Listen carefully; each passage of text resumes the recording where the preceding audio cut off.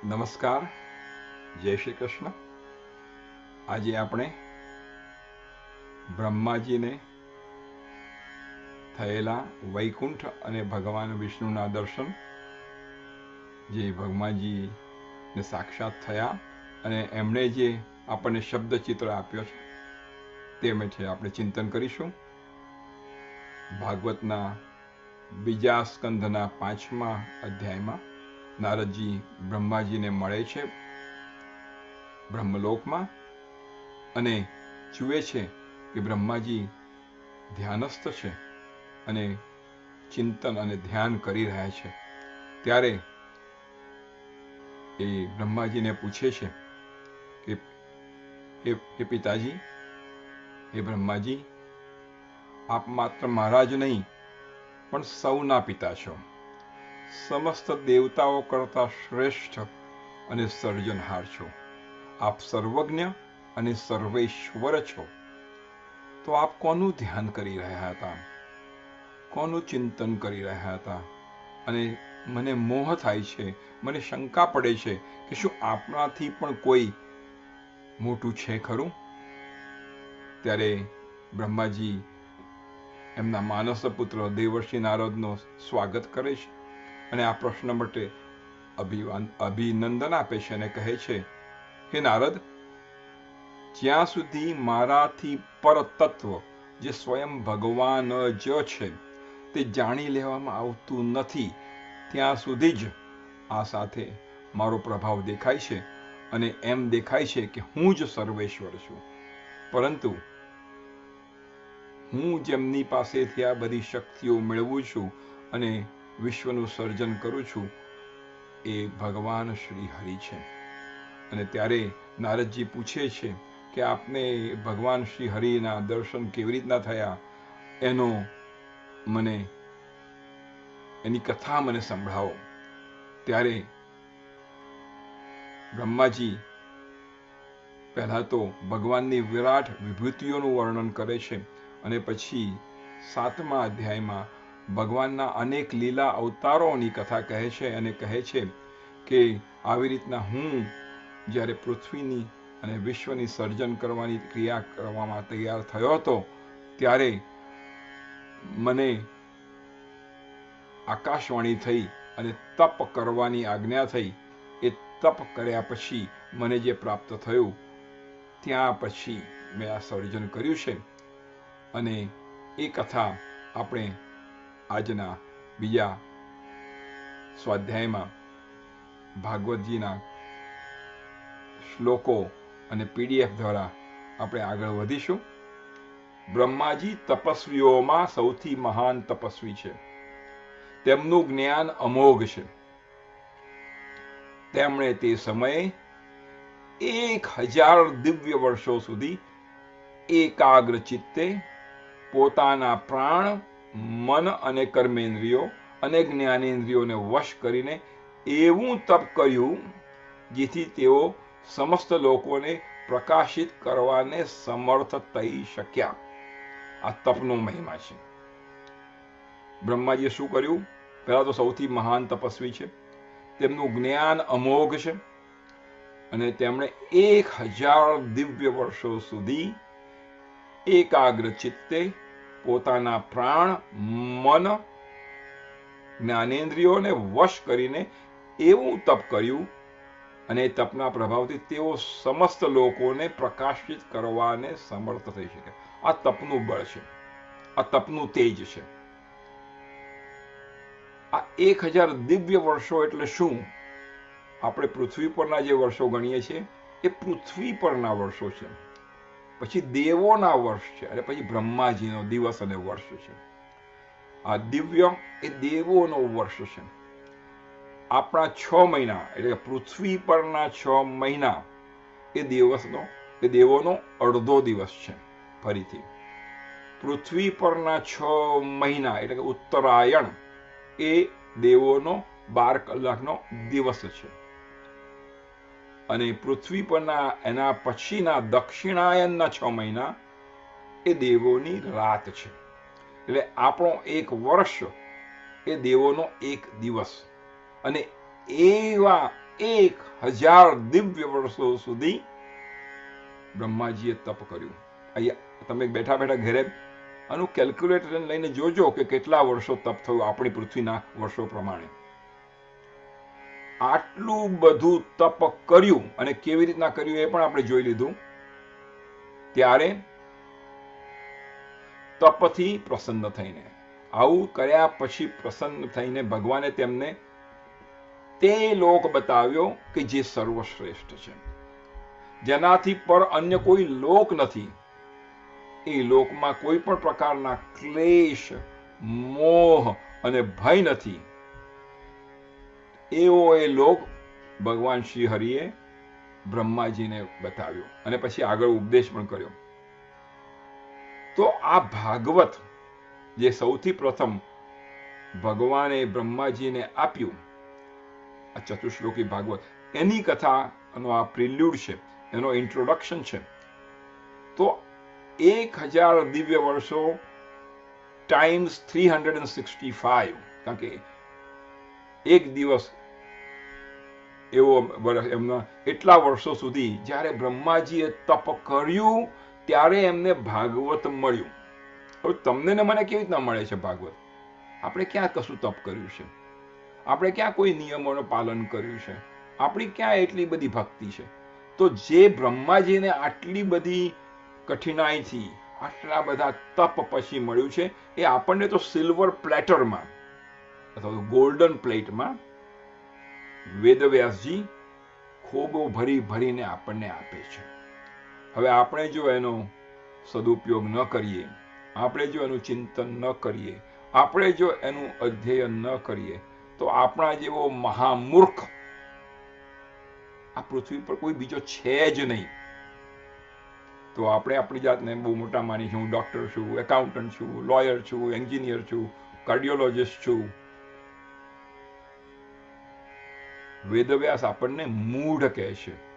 મૂઢ એટલે જે કરવાનું કરતો નથી અને જે ન કરવાનું કરે એને મૂઢ કહેવાય. તો આપણે મૂઢ છે એવું વેદવ્યાસજી આપણને કહે છે.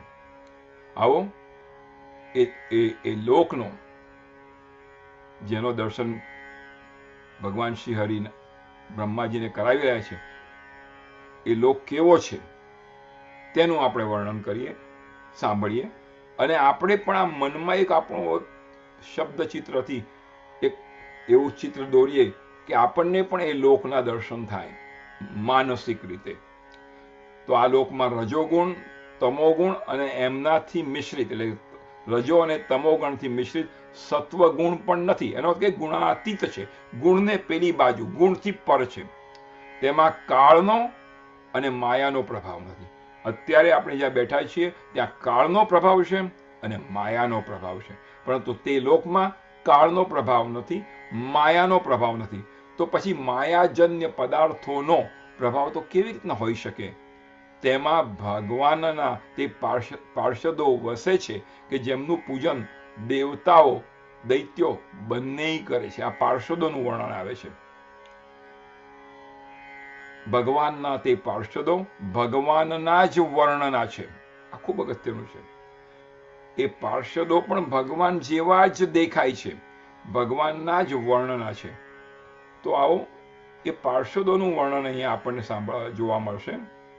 તેમનું શરીર કેવું છે? તેમનું શરીર શામળું શરીર છે, કમળ જેવા કોમળ. આ પાર્ષદોની વાત ચાલી રહી છે. કમળ જેવા કોમળ નેત્રો છે, પિતાંબરથી તે શોભે છે.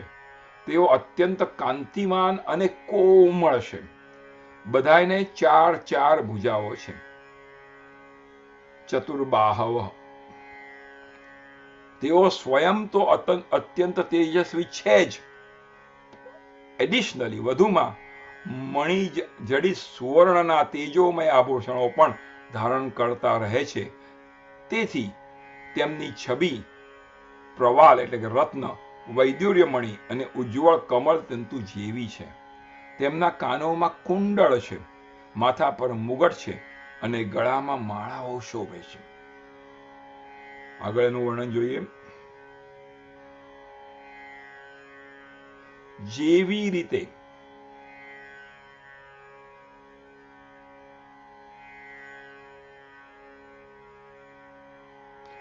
આકાશ વીજળી સહિત વાદળોથી શોભે છે. દ્રષ્ટાંત આપે છે, ઉપમા આપે છે. જેવી રીતે આકાશ વીજળી સહિત વાદળોથી શોભે છે, તેવી જ રીતે તે લોક, એટલે કે આ જ્યાં લોકના દર્શન ભગવાન કરે તે લોક મનોહર કામિનીઓની કાંતિથી યુક્ત મહાત્માઓના દિવ્ય તેજોમય વિમાનો થકી ઠેર ઠેર સુશોભિત થતું રહે છે. આપણે ઘણીવાર કહીએ કે રામાયણમાં આપણને લંકા પતિ રાવણ વિમાનમાં, પુષ્પક વિમાનમાં લઈ ગયો સીતાજીને, એ વર્ણન ત્રેતાયુગનું. આ તો એના પહેલાનું, જ્યારે કશું જ હતું નહીં ત્યારનું આ વર્ણન છે. તો ત્યારે પણ આ વિમાન હતા એવું અહીંયા આપણને ખબર પડે છે. મહાત્માના દિવ્ય તેજોમય વિમાનો થકી ઠેર ઠેર સુશોભિત થતું. એક વિમાન નહીં, વિમાનો થકી. અને આ કયો લોક છે? તે વૈકુંઠ લોકમાં લક્ષ્મીજી સુંદર રૂપ ધારણ કરીને પોતાની વિભૂતિઓ વડે, લક્ષ્મીજીની જે જે વિભૂતિઓ, જે શક્તિઓ છે લક્ષ્મીજી પાસે, તેના વડે ભગવાનના ચરણ કમળોની અનેક પ્રકારે સેવા કરતા રહે છે. ક્યારેક ક્યારેક તેઓ હિંડોળા પર બેસીને જ્યારે પોતાના પ્રિયતમ ભગવાનની લીલાઓનું ગાન કરવા લાગે છે, ત્યારે આ લક્ષ્મીજીના સૌંદર્ય અને સૌરભ એટલે કે સુગંધથી ઉન્મત્ત થઈને સ્વયં ભ્રમરો એટલે કે ભમરાઓ પણ તે લક્ષ્મીજીનું ગુણગાન કરવા લાગે. આવું દિવ્ય વાતાવરણ આ વૈકુંઠ લોકનું છે. આવો બ્રહ્માજીએ શું જોયું એના પછી આગળ આપણે 14મો શ્લોક જોઈશું. દદર્શ એટલે કે દર્શન થયા. બ્રહ્માજીએ એ જોયું. શું જોયું? તત્રાખિલ સાત્વતામ પતિમ શ્રીય પતિમ યજ્ઞ પતિમ જગત પતિમ. બ્રહ્માજીએ જોયું દદર્શ કે તે દિવ્ય લોકમાં સમસ્ત ભક્તોના રક્ષક લક્ષ્મીપતિ, શ્રીયપતિ એટલે લક્ષ્મીપતિ, યજ્ઞપતિ અને વિશ્વપતિ ભગવાનના વિરાજેલા છે. આવા ભગવાન ત્યાં વિરાજેલા છે. કેવા ભગવાન? સમસ્ત ભક્તોના રક્ષક એટલે આપણા તમારા અને મારા પણ રક્ષક. લક્ષ્મીપતિ, યજ્ઞપતિ અને વિશ્વપતિ એવા ભગવાન વિરાજેલા છે. પતિ પાતયતે ઇતિ પતિ, જે રક્ષણ કરે છે એ પતિ. અત્યારે જેટલા પણ ભાઈઓ અહીંયા બેઠા છે એ પતિ છે, કારણ કે એ કુટુંબનું, એ પત્નીનું રક્ષણ કરે છે, માટે એ પતિ છે. તો એવા આ ભગવાન પણ આપણા સૌના પતિ છે, કારણ કે આપણા બધાના રક્ષક છે. એવા ભગવાન વિરાજેલા છે. અને ત્યાં વિરાજે છે તો શું થાય છે? સુનંદ, નંદ, પ્રબલ, અરહણ વગેરે મુખ્ય પાર્ષદો પ્રભુની સેવા કરી રહ્યા છે. હવે આવો પ્રભુનું દિવ્ય વર્ણન સાંભળીએ આપણે કે પ્રભુ કેવા દેખાતા હતા. તેમનું મુખકમળ પ્રસાદયુક્ત મધુર સ્મિત વાળું છે. આંખોમાં લાલ લાલ રેખાઓ છે. પ્રસન્ન હાસ અરુણ લોચનાનમ. મુખકમળ પ્રસાદયુક્ત મધુર સ્મિત વાળું અને આંખોમાં અરુણ એટલે કે લાલ, લોચનાનમ લાલ લાલ રેખાઓ છે. એમની દ્રષ્ટિ કેવી છે? મોહક અને મધુર. આ ભગવાનની દ્રષ્ટિ છે. એવું જણાય છે કે હમણાં જ પોતાના પ્રેમી ભક્તને સર્વસ્વનું દાન કરી દેશે. એટલા બધા મીઠડા છે કે હમણાં જ પોતાના ભક્તોને, પ્રેમી ભક્તને સર્વસ્વનું દાન કરી દેશે. મસ્તક પર મુગટ, કાનોમાં કુંડળ, ખભા પર પિતાંબર ઝગમગી રહ્યા છે. વક્ષસ્થળ પર આ ભગવાનનું વર્ણન છે. પહેલા પાર્ષદોનું વર્ણન આવ્યું, હવે આ ભગવાનનું વર્ણન છે. ભગવાનના વક્ષસ્થળ પર એક સોનેરી રેખા રૂપે શ્રી લક્ષ્મીજી વિરાજમાન છે અને ભગવાનને પણ 4 ભુજાઓ છે.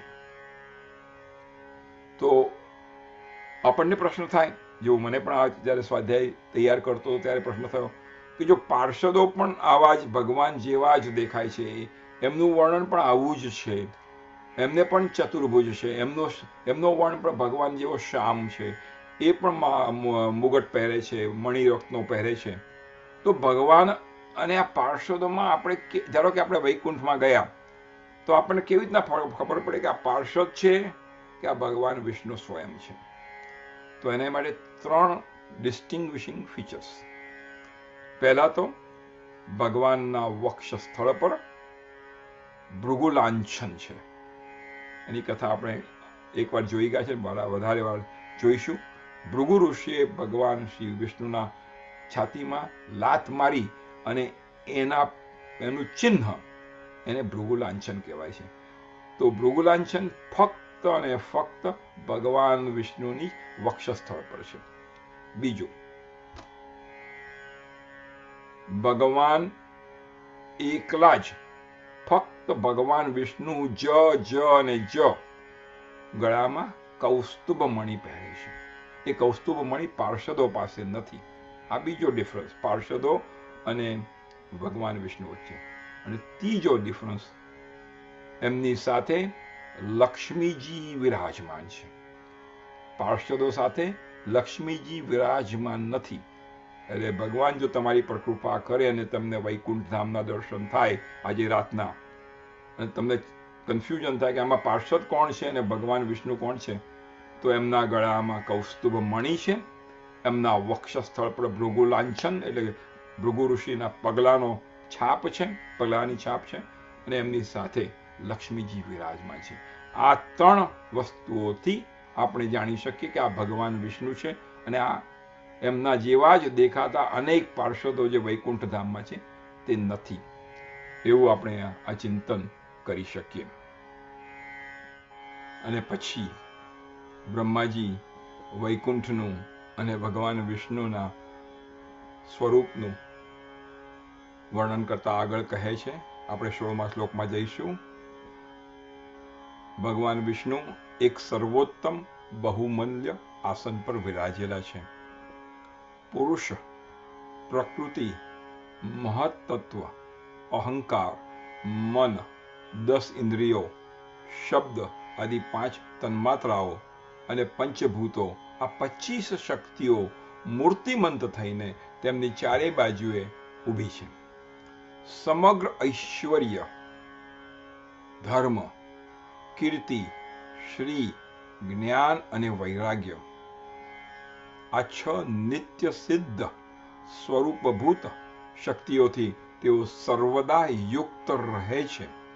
આ ભગવાનના આ 6 ભગ પણ છે. એ સિવાય અન્યત્ર એટલે કે ભગવાન વિષ્ણુ સિવાય બીજી કોઈ જગ્યાએ ક્યાંય પણ આ શક્તિઓ નિત્યપણે નિવાસ કરતી નથી. આ શક્તિઓ કદાચ આપણને બીજી જગ્યાએ જોવાની મળે, પરંતુ નિત્યપણે ત્યાં રહેતી નથી. તે શક્તિઓ સર્વેશ્વર પ્રભુ ની પાસે જ રહે છે, અને તે સર્વેશ્વર પ્રભુ પોતાના નિત્યાનંદી સ્વરૂપમાં જ નિત્ય નિરંતર નિમગ્ન રહે છે. ફરીથી, ભગવાન સર્વેશ્વર પ્રભુ પોતાના નિત્યાનંદી સ્વરૂપમાં જ નિત્ય નિરંતર અને નિમગ્ન રહે છે. આવા પોતાના ધામમાં રમમાણ ભગવાનની બ્રહ્માજીએ ઝાંખી કરી અને આપણને એ ઝાંખી શબ્દચિત્ર વડે આપણને દર્શાવે છે. અને હવે આવા દિવ્ય ભગવાન વિષ્ણુના દર્શન થતા બ્રહ્માજીને શું અનુભૂતિ થઈ, અને આપણને પણ આવી જ અનુભૂતિ થાય એવું આપણે ભગવાન પાસે માગીએ. તો ભગવાન વિષ્ણુનું દર્શન કરતા જ બ્રહ્માનું અંતઃકરણ આનંદના અતિરેકથી છલોછલ ભરાઈ ગયું. એમનું શરીર પુલકિત થઈ ગયું. આંખોમાં પ્રેમાશ્રુ છલકાઈ આવ્યા. આપણને પણ જ્યારે આપણા પ્રિય પાત્ર આપણા ઈષ્ટદેવના દર્શન થાય ત્યારે આવી જ અનુભૂતિ થવી જોઈએ. આપણો જો સાચો પ્રેમ હોય, આપણી ભક્તિ ભગવાનની ચરણકળમાં સાચી હોય, તો આપણા પણ અંતઃકરણમાં આનંદ થવો જોઈએ. અને આનંદના અતિરેકથી અંતઃકરણ છલછલ ભરાઈ જાય છે, શરીર પુલકિત થઈ જાય છે, રોમાંચિત થઈ જાય છે, આંખોમાં અનાયાસે એની જાતે જ પ્રેમાશ્રુ છલકાઈ જાય છે.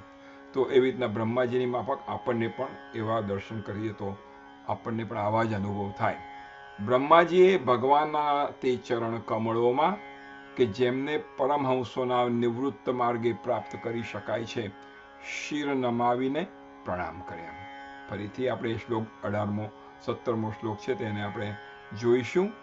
તો કહે છે, તદર્શનાદ પરિપ્લુપ્તાંતરો રશ્યતનુ પ્રેમ ભરા શ્રુલોચન નનામ પાદાંબુજમસ્ય વિશ્વસૃગ યત પારમહંસેન પથાધિગમ્યતે. પાદાંબુજ એટલે કે ચરણ કમળ, અને એમને શું અનુભૂતિ થઈ? તો તનુ પ્રેમ ભરાશ્રુલોચન, રશ્ય તનુ શરીર પુલકિત થઈ ગયું, અને પ્રેમ ભરાશ્રુ લોચન આંખોમાં પ્રેમાશ્રુ છલકાઈ ગયા. તો આવું આ દિવ્ય વૈકુંઠ ધામનું, આ દિવ્ય ભગવાનના વિષ્ણુના દિવ્ય દર્શન અને એમની ત્યાં થતી લીલાઓનું આપણને ભગવાન વિષ્ણુના જે દર્શન બ્રહ્માજીને થયા તે જ આપણે પણ કરી શકીએ છીએ બ્રહ્માજીના એ આંખે દેખ્યા અહેવાલની સાથે. આનાથી વધુ અધિકૃત, આનાથી વધુ પ્રમાણભૂત વૈકુંઠના દર્શન અને ભગવાન વિષ્ણુના દર્શન આપણે બીજા કોઈ પાસેથી કરી ન શકીએ. અને આપણને તે ભાગવતના આ મહાપુરાણના બીજા સ્કંદના 9મા અધ્યાયમાં મળે છે.